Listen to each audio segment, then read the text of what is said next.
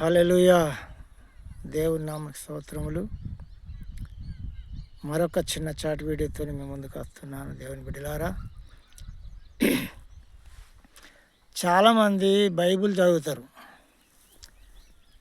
కానీ ప్రేమతో భక్తితో చదవరు.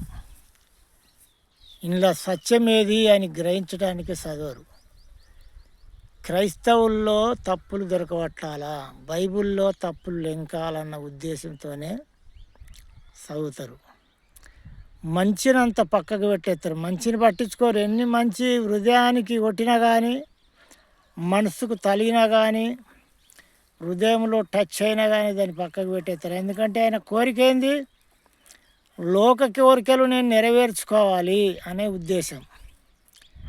లోకంలో నా ఇష్టాన్ని నేను నెరవేర్చుకోవాలి, నా ఇష్ట ప్రకారం నేను జీవించాలి, ఈ క్రైస్తవులను ఓడగొట్టాలి అన్న ఉద్దేశంతో మాత్రము బైబిల్ చదువుతూ ఉంటారు.